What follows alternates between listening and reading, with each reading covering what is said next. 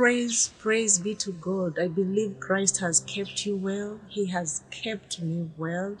And I believe that wherever you are praising Him. He's the source of joy. He's the source of anything that you're looking for in this life. So speaking about what you're looking for, I would like to talk about destiny helpers.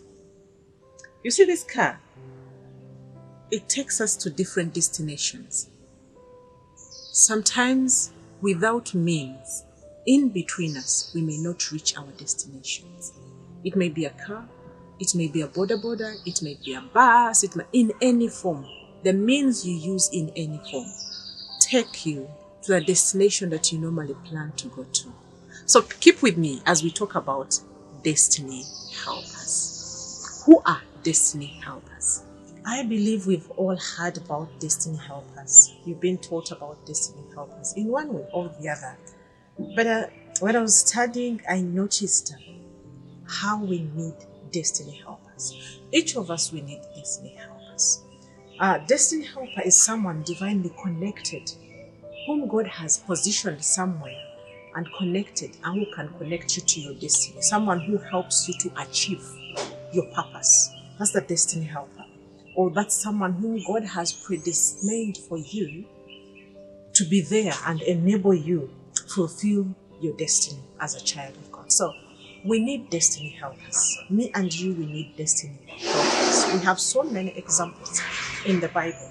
So many examples in the Bible that talk about destiny helpers, or that show us how a different person was engaged, or how a different person was connected, had to be connected by somebody else for him or her to reach his destiny that God had purposed him to be. So today we will continue talking about destiny helpers, but today I would like us to talk about who are those destiny helpers, what you should know about destiny helpers. In your mind, what do you think when someone tells you, I need a destiny helper, or when someone tells you, this has been my destiny helper? What comes in your mind? What you should know about destiny helpers? One thing you should know about destiny helpers is a destiny helper doesn't have to be your relative. You don't have to be related or connected to that person, because that person is directly ordained by God to hold your hand and take you and walk you through, or walk with you to your destiny. So it doesn't have to be your relative, though it can be your relative as well. But it's not a must that the destiny helper have to be your relative. Destiny helper doesn't have to look like you, doesn't have to talk like you, doesn't have to walk like you. So that's why sometimes people miss destiny helpers. You think that you look alike, or you may have the same values. So the next thing is that the destiny helper doesn't have the same values like the ones you have. As long as God has put somebody there for you to connect you to another, to lead you to your destination, doesn't have to have the same values with you. So sometimes we have missed our destiny helpers just right in front of us because we think their values are not matching with our values. So your destiny helper doesn't have to have the same values as you.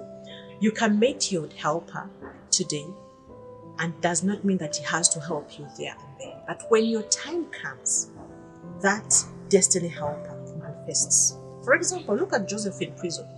The time he met this butler in prison isn't the same time that Joseph was helped. But later, the butler became Joseph's destiny helper. So it doesn't mean that when you meet your destiny helper, that immediately the destiny helper has to connect you there and then. His role may be to speak into your life until you reach and achieve the purpose that God has purposed you to do. That is a destiny helper. You may not have even to believe in what he or she does, but he's put there for good so that he helps you. Sometimes it can be even an enemy of progress. Look at Potiphar's wife.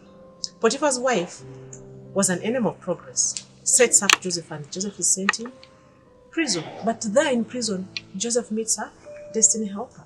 So sometimes there are some destiny helpers that are not in your line that may be your enemies of progress, but they are purposefully put there for you to help you and help you achieve your destiny.